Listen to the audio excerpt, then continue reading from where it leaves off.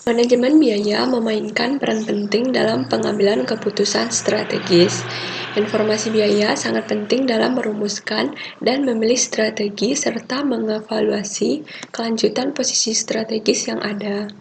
Maka dengan demikian, pengambilan keputusan yang strategis adalah memilih di antara strategi alternatif dengan tujuan memilih strategi atau strategi yang menyediakan perusahaan dengan keyakinan akan pertumbuhan dan kelangsungan hidup jangka panjang. Kunci untuk mencapai tujuan ini adalah mendapatkan keunggulan kompetitif. Jadi, manajemen biaya strategis atau strategic cost management adalah penggunaan data biaya untuk mengembangkan dan mengidentifikasi strategi unggulan yang akan menghasilkan keunggulan kompetitif yang berkelanjutan. Yang pertama, ada posisi strategis atau strategic positioning, yaitu kunci menciptakan dan mempertahankan keunggulan kompetitif. Yang kedua, ada kerangka, hubungan, dan rantai nilai. Yang ketiga, ada aktivitas organisasi dan cost driver atau penggerak biaya. Dan yang keempat, ada kegiatan operasional dan drivers. Yang pertama yaitu posisi strategis atau strategic positioning, yaitu kunci menciptakan dan mempertahankan keunggulan kompetitif. Keunggulan kompetitif adalah menciptakan nilai pelanggan yang lebih baik dengan biaya yang sama atau lebih rendah daripada yang ditawarkan oleh pesaing, atau menciptakan nilai setara atau lebih baik untuk biaya yang lebih rendah daripada yang ditawarkan oleh pesaing. Nilai pelanggan adalah perbedaan antara apa yang diterima atau realisasi pelanggan dan apa yang pelanggan berikan atau pengorbanan pelanggan. Meningkatkan nilai pelanggan untuk mencapai keunggulan kompetitif terkait erat dengan pemilihan strategi yang bijaksana.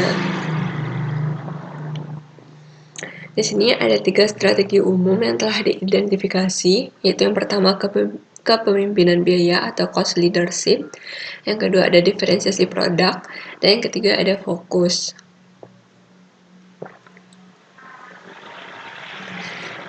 Yang pertama yaitu kepemimpinan biaya atau cost leadership, yaitu tujuan dari strategi kepemimpinan biaya ini adalah untuk memberikan nilai yang sama atau lebih baik kepada pelanggan dengan biaya yang lebih rendah daripada yang ditawarkan oleh pesaing, atau strategi biaya rendah.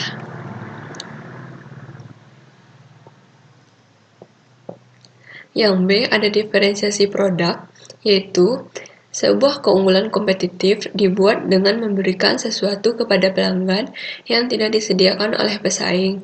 Oleh karena itu, karakteristik produk harus dibuat dan mengatur produk terpisah dari para pesaingnya. Diferensiasi ini dapat terjadi dengan menyesuaikan produk sehingga berbeda dari norma, atau dengan mempromosikan beberapa produk atribut yang berwujud ataupun tidak berwujud. Perbedaan dapat menjadi fungsional atau dari estetika ataupun gaya. Misalnya, pengecer komputer mungkin menawarkan pada layanan perbaikan situs masa depan yang tidak ditawarkan oleh pesaing lainnya di pasar lokal. Selanjutnya, nilai tambah kepada pelanggan yang diferensiasi harus melebihi biaya perusahaan yang memberikan diferensiasi.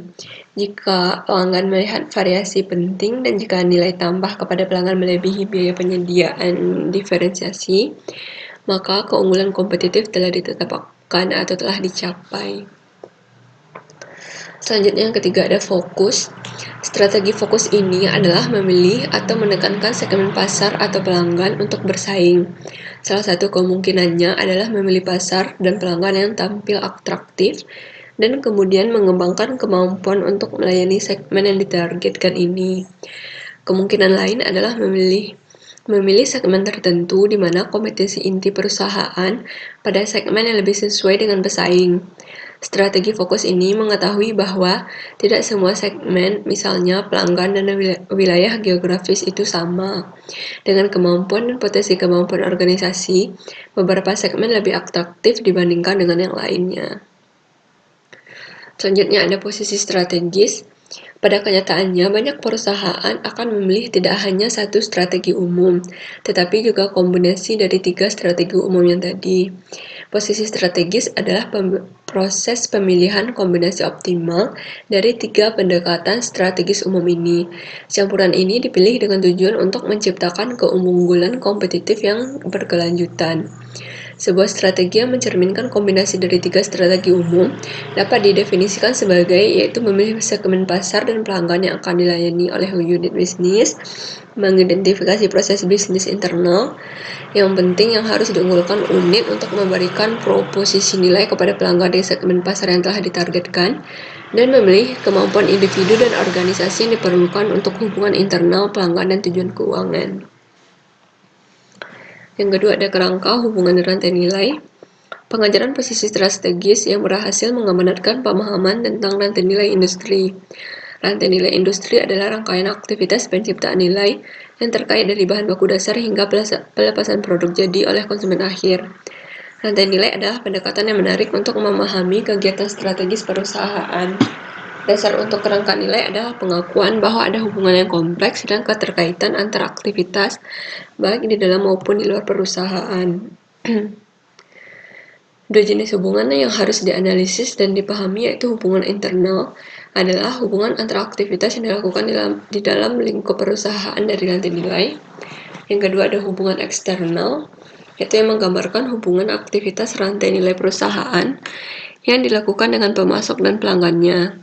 Keterkaitan eksternal ini ada dua, yaitu hubungan pemasok dan keterkaitan pelanggan. Untuk memanfaatkan hubungan internal dan eksternal perusahaan, perusahaan harus mengidentifikasikan aktivitas perusahaan dan memilih strategis yang dapat digunakan untuk menghasilkan keunggulan kompetitif. Proses seleksi ini membutuhkan pengetahuan tentang biaya dan nilai setiap aktivitas. Untuk analisis strategis, kegiatan diklasifikasikan sebagai kegiatan organisasi dan kegiatan operasional biaya kegiatan, yang pada gilirannya ditentukan oleh driver biaya organisasi dan operasional. Yang ketiga, ada aktivitas organisasi dan cost driver atau penggerak biaya. Kegiatan organisasi terdiri dari dua jenis, yaitu struktural dan pelaksana. Kegiatan struktural adalah kegiatan yang menentukan struktur ekonomi organisasi yang mendasarinya. Kegiatan pelaksana adalah kegiatan yang menentukan proses dan kemampuan suatu organisasi, dan dengan demikian berhubungan langsung dengan kemampuan suatu organisasi untuk melaksanakannya dengan sukses. Penggerak biaya organisasi adalah faktor struktural dan pelaksana yang menentukan struktur biaya jangka panjang suatu organisasi. Maka dengan demikian ada dua jenis penggerak organisasi, yaitu driver biaya struktural dan biaya eksekusi driver. Yang keempat ada kegiatan operasional dan driver. Kegiatan operasional adalah aktivitas sehari-hari yang dilakukan sebagai hasil struktur dan proses yang dipilih oleh organisasi. Contohnya termasuk menerima dan memeriksa bagian yang masuk, bahan penggerak, produk pengiriman, pengujian produk baru, produk servis, dan pemasangan peralatan. Penggerak biaya operasional atau activity driver adalah faktor-faktor yang mendorong biaya kegiatan operasional, yang mencakup faktor-faktor seperti jumlah bagian, jumlah pergerakan, jumlah produk, jumlah pesanan pelanggan, dan jumlah produk yang dikembalikan. Sebagaimana yang harus dijelaskan, kegiatan operasional dan driver merupakan fokus penetapan biaya berdasarkan aktivitas. Kegiatan struktural dan pelaksanaan mendefinisikan jumlah dan sifat kegiatan sehari-hari yang dilakukan di dalam organisasi. Misalnya, jika sebuah organisasi memutuskan untuk memproduksi lebih dari satu produk di sebuah fasilitas, maka pilihan struktural ini menghasilkan kebutuhan dan penjadwalan. Demikian pula menyediakan tata letak pabrik yang menentukan sifat dan luasnya aktivitas penanganan material. Meskipun kegiatan organisasi mendefinisikan kegiatan operasional, analisis aktivitas operasional dan driver dapat digunakan untuk menyarankan pilihan strategis aktivitas organisasi dan penggerak. Misalnya mengetahui bahwa jumlah pergerakan adalah ukuran konsumsi bahan yang ditangani oleh produk individual, dan mungkin saja menunjukkan bahwa pembelanjaan sumber daya dapat dikurangi jika tata letak pabrik didesain ulang untuk mengurangi jumlah pergerakan yang dibutuhkan. Kegiatan operasional dan organisasi dan penggerak asosiasi mereka saling terkait. Baiklah, cukup sekian video pada kali ini. Jika terdapat banyak kesalahan, saya mohon maaf. Assalamualaikum warahmatullahi wabarakatuh.